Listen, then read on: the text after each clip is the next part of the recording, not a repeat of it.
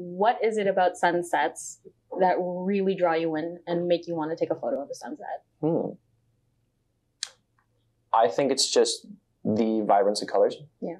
My favorite color is orange. Okay. Which is really perfect for sunsets. And it's probably why it's my favorite color, because I love sunsets so much. And I just see it as like a positive way to end the day. It's like, no matter how shitty of a day you could have had, there will always be a best sunset at the end of the day. I like that. And if it's cloudy, you just go to bed and cry.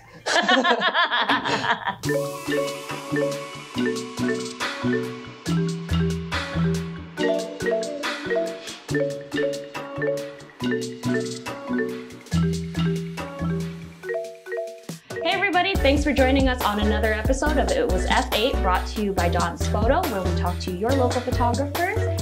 I'm your host, Jess Loso, and today I am joined by our guest, Kyle Novak. Hi, it's great to be here. Hi, it's great. Are you excited?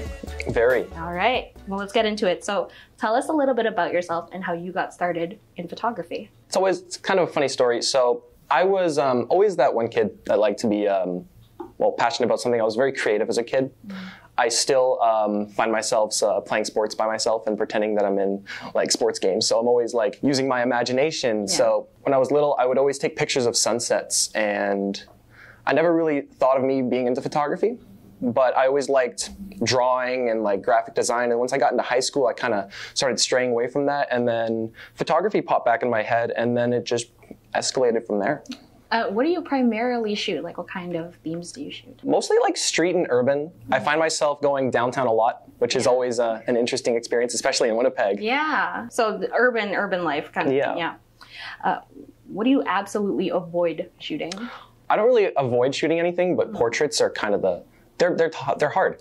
Well, it's interesting you say that, because street photography and portraiture photography are two totally different things. But you definitely have a lot of people in your photos. Yeah. I have done one photo shoot. It was for this nonprofit organization. They had a clothing line to raise awareness for it, and I thought it turned out pretty well. Okay. I was very nervous at first, but luckily at least I knew who the people were. Okay. I was actually very close with the guy who ran it. His girlfriend, she was the one who asked me to do it. Okay. I've known her since I was like 10 years old, so it wasn't that nerve-wracking. No. And you know what? They said the photos turned out great, so that's all that matters to me. Well, maybe you'll try another time, right? Yeah, for sure. Yeah. What's one area you'd love to delve into? I think travel photography. I've always wanted to go to places like Iceland and Japan. Yeah, they look really good. My one friend, he loves like Japanese cars. I have another friend who likes Japanese food, and then I have another friend who likes like anime, and I like the street life and the landscape. So it's like, you know what? Let's all just go to Japan one day. and I know that idea is probably going to be thrown out the window in the next like 2 months, but you know what? I'm still going to Japan at least some point in my life. That is kind of reflected in your urban photography too, kind of that style. What was your first camera? My first I have only ever shot on my phone. So you've never picked up an SLR? Nope. Ever? Well, I had my dad had a camera. It was an old, I don't even remember what that camera. It was so long ago. Yeah, I remember seeing pictures on there. There's still pictures on there from when I was 5 years old. Yeah. From when I went to Paraguay, because that's where my mom is from. Okay. And I used it a few times when I was younger. I never really picked it up since I started photography. But no, I pretty much just my phone. I started with my iPhone 5. Yeah. So that was already a pretty big challenge. So do you find editing software for your phone specifically and kind of just grew from that? Well, the thing about an iPhone 5 is it's a really old phone, so you can't really get any of the good editing software apps. So I had to use Snapseed for the first 2 years of my photography career. And then I finally got an iPhone 8 Plus, and I was able to get Lightroom, and that just changed everything. Yeah, no, it's interesting to hear to look at your work and know that that's strictly just on an iPhone. Yeah. I've had so many people ask me, it's like, what camera do you use? And I tell them it's a phone, and they're just like, okay, you're lying. What camera do you use? And I'm like, I use this one right here in my pocket.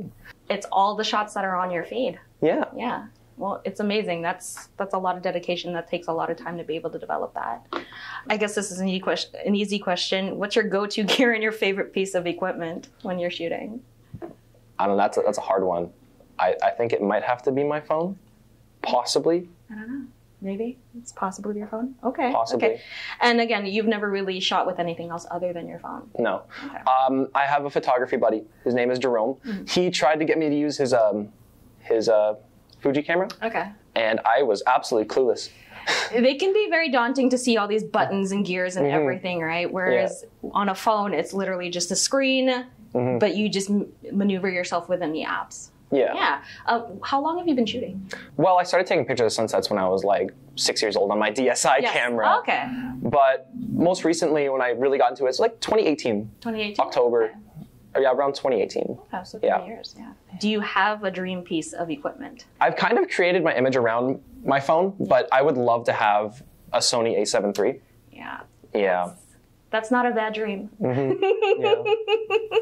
And especially like a 70 to 200 millimeter lens.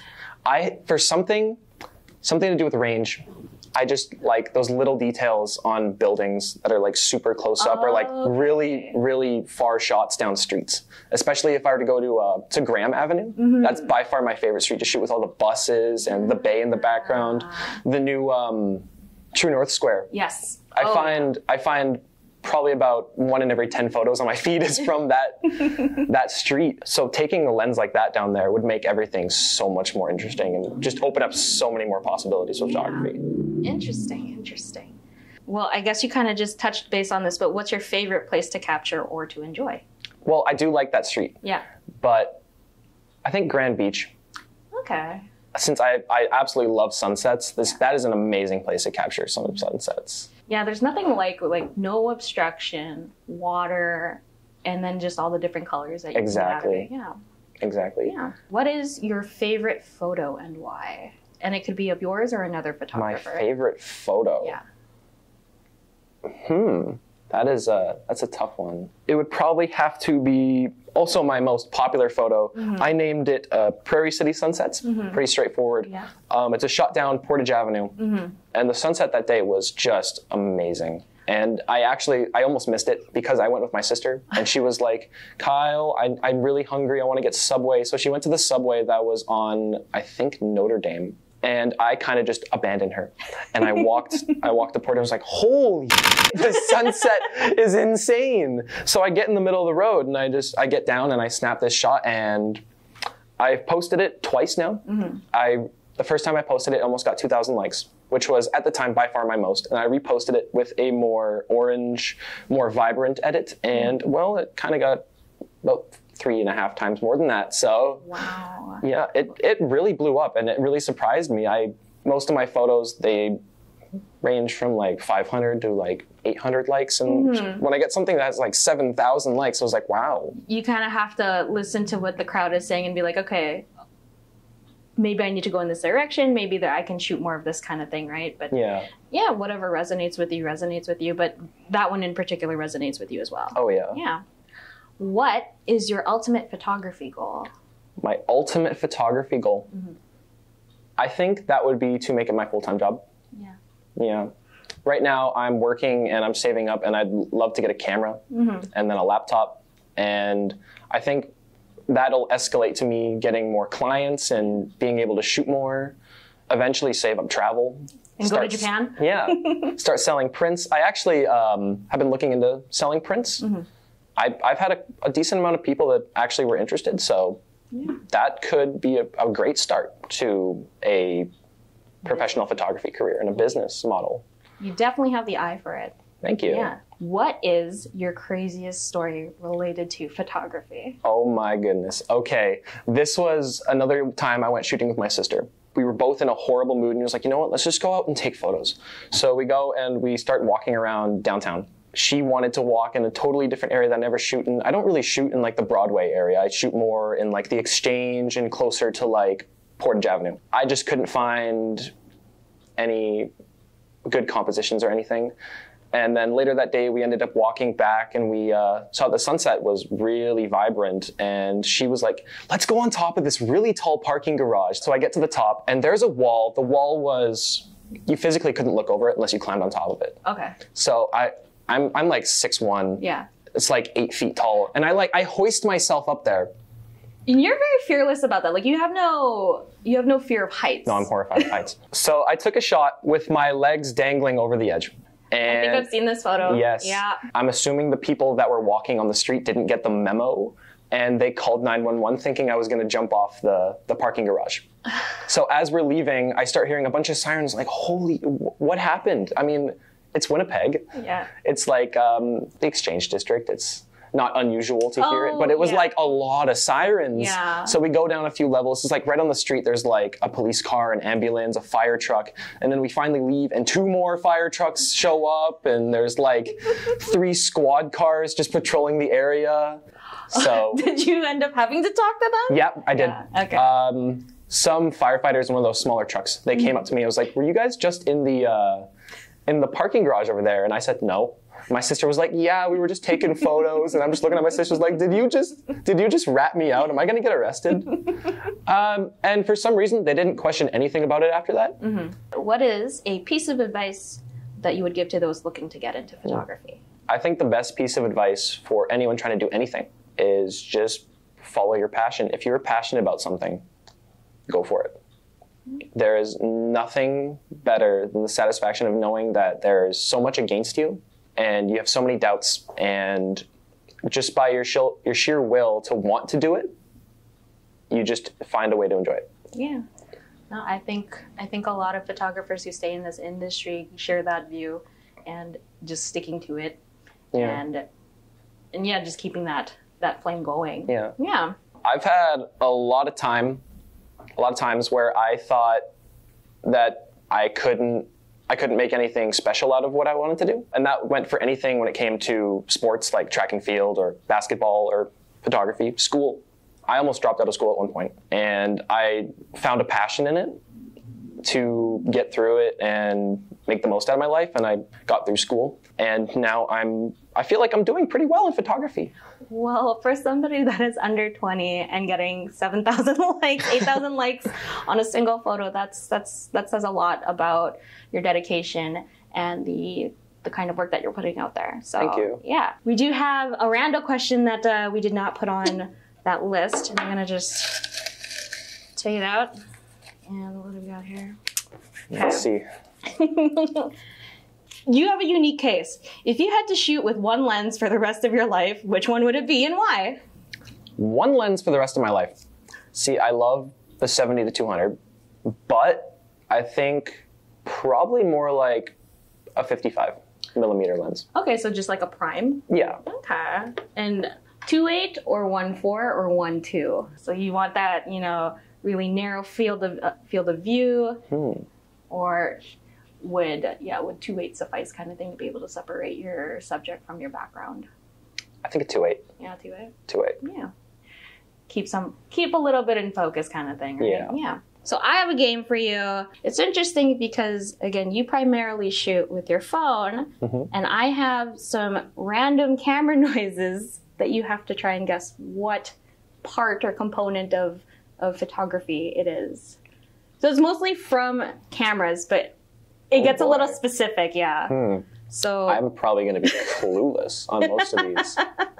Well, we're gonna try. Okay. So here's the first noise.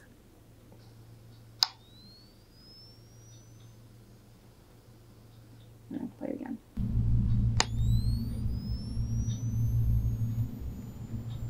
Why do I feel like that's the sound that like a really old film camera would make? So this one's a tricky one because this is actually part of the flash, but it's actually when the flash pops off. Oh, okay. Yeah, so that's a flash pop. Okay, so this one's pretty easy. Okay, that's a shutter. Easy peasy, you got it. What is this one?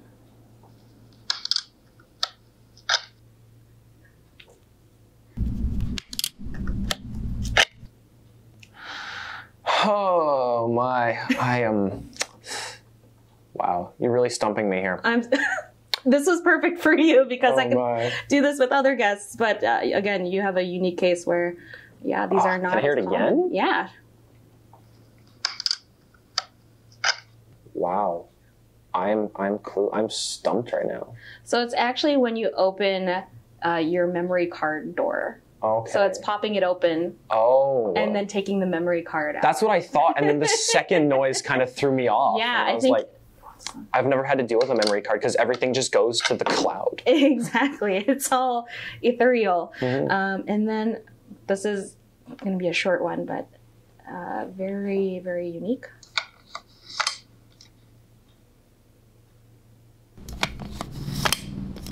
Why do I feel like it's like twisting a lens onto a camera? That's pretty close. So it's actually the lens hood. That's, oh. Yeah. Okay. Okay. You didn't do a bad job. Again, for somebody that primarily shoots on his phone, you did pretty good. Now this is the fun pun portion. Oh my goodness. So you get to pick. And so when you read this, you're gonna look right directly into the camera. Right into that camera. Yeah, and you're gonna read it. Okay. So pick your pun. One right to the bottom. Okay. All right, you take your time, and when you're ready to go, look right into it. Photographers are the only people who don't get arrested for flashing in public. That's not a bad one. That is not a bad pun. All right. Well, Kyle, thank you so much for joining us. Thank you for having me. It was a pleasure. It was very fun. Yeah.